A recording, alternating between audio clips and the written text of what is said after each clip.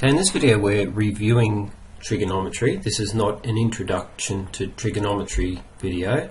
So this is a video for people who've studied trigonometry before and haven't seen it for a little while. So with trigonometry we've got sine, cosine and tangent ratios, which are often abbreviated to sine, cos and tan.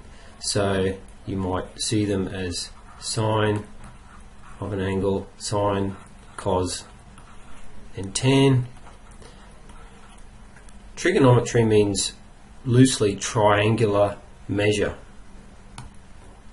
Triangles are studied extensively because they have special properties, and in particular we're looking at right angled triangles. So one of the angles in the triangle needs to have a right angle for these ratios to be applicable.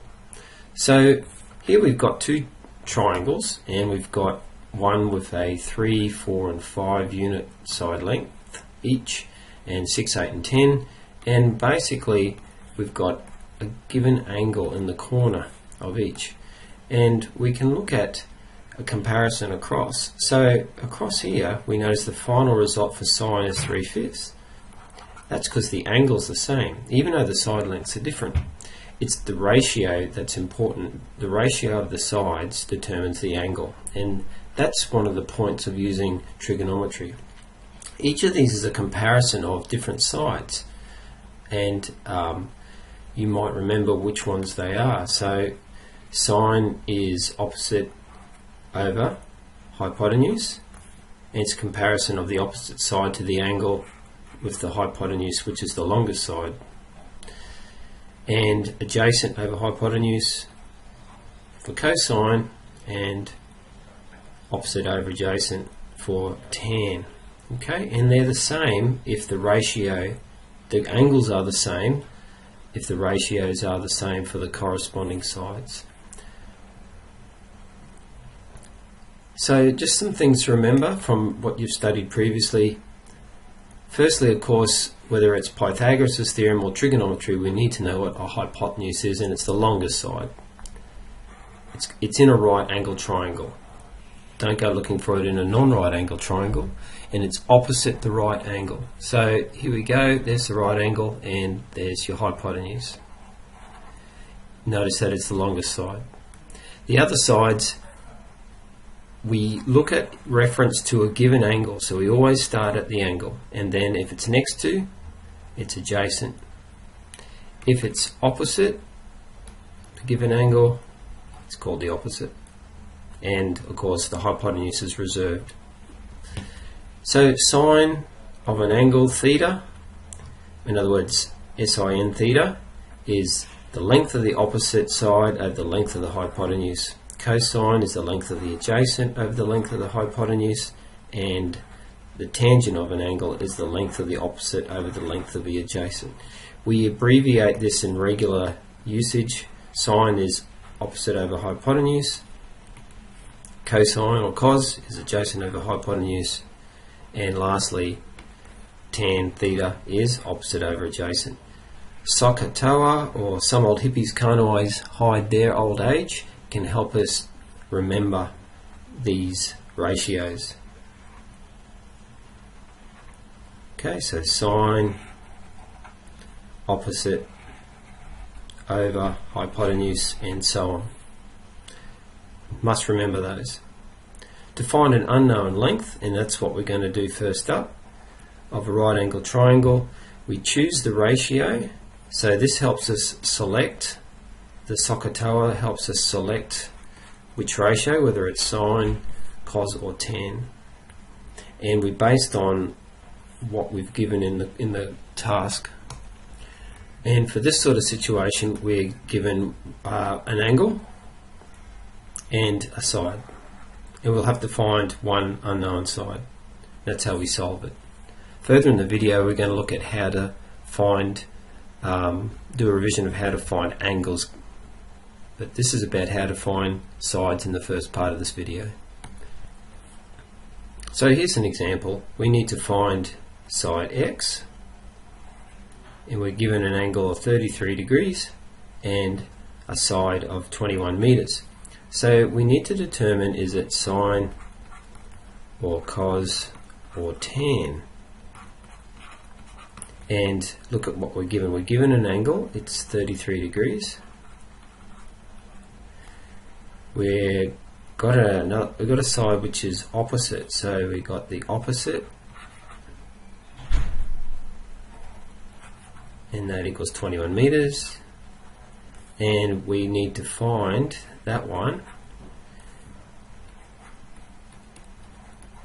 the adjacent. So we can look at the ratios. We've got an opposite, and we need to find an adjacent. Which one uses both? Tan does, so we're going to use tan. So let's write the rule down for tan theta. So tan theta, always have to write the rule down. Tan theta is opposite over adjacent. You can write it down abbreviated, and we've got an angle of 33, so we sub that in. Opposite is 21 over adjacent, which is x. Now, there's a difference between if the x is on the top or the x is on the bottom. If we were doing a different question, okay, this is a different question over here. Tan 33 equals x over 21. That would be a completely different situation.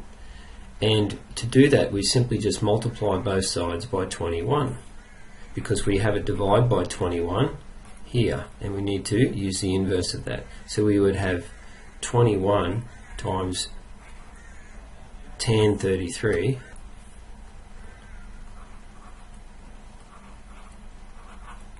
equals x over 21 times 21, which is just x. And we can work that out for our calculator. This over here, however, what we are working on is different. The x is not on the top, it's on the bottom. So it depends. The x is on the bottom here, you need to use a different process. Now, one way of doing it, you can see the expression there. You can put that over 1 and then find the reciprocal of both sides. And that would be the reciprocal of the left. And the reciprocal of the right. Then you can cross multiply or multiply both sides by 21, which is what I'm going to do. That would be 21 over tan 33. Okay, which would be x over 21 times 21. And we're nearly done. So we've got, just swapping the sides, I've got the x on the left now and the other stuff on the right. So we're just basically going 21 divided by tan 33. And we turn to our calculator, we make sure that we're in degrees mode, and DEG or D on your calculator, 21, okay, 21 divided by tan 33, and we've got 32 point, let's say 2 decimal places, 32.34. 32.34 rounded, and it was meters. So remember your units. If it's an angle, it's degrees. So how do we find angles? Well, I've got one of these here, and it's a mixture of a problem solving task and finding an angle. So we've got long straight, it's straight, so we can use a triangle.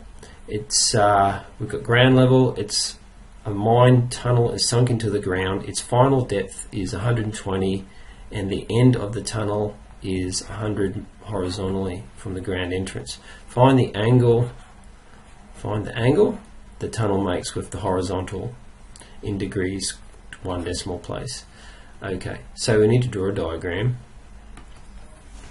and we've got long straight line, so its depth is 120, so we need to look at the straight down line which represents 120, and its final depth is so that's the bottom there, and it goes across 100 meters. So to get there, you've got to go across 100 and down 120. So that's 100 meters, and that's 120 meters. And we rule up our triangle. It'll be right angle because horizontal and vertical make a right angle. And find the angle the tunnel makes with the horizontal. Well, there's the horizontal, so we're talking about this angle here. We don't know what it is, so we call it theta. Okay, but we still go through sine, cos and tan. What have we got? We started the angle, we got an opposite, and we got an adjacent. So opposite, adjacent, tan. So let's have a look at doing that then. So we write our rule out. Tan theta equals opposite over adjacent, and tan theta is 120 over 100. Now from your previous work, if we want to find the angle, this is a bit of revision. So to find theta, we need to inverse or undo the tan, and thus we're going to find the inverse tan of both sides. So you need to inverse tan the left, and we need to apply inverse tan to the right. So inverse tan of tan theta equals inverse tan of 120 over 100. Now the whole point of doing that is that the inverse tan and tan undo each other's effect, and you're just left with the angle, which is good because that is what you want to find. This part here on the right hand side goes into your calculator. So inverse tan of 120 over 100. So inverse tan of 120. So you go inverse tan on this calculator here. We have to go like that. Your calculator might be different. 120 over 100, make sure you use brackets there, and 50.2 is the angle, or 50.2 degrees, which seems reasonable. 50.2, let me just get the correct application open. 50.2 degrees, which seems reasonable because if it was say 120 versus 120, we'd have 45, but it's only 100 versus 120, so it's going to be steeper downwards. So application of trig.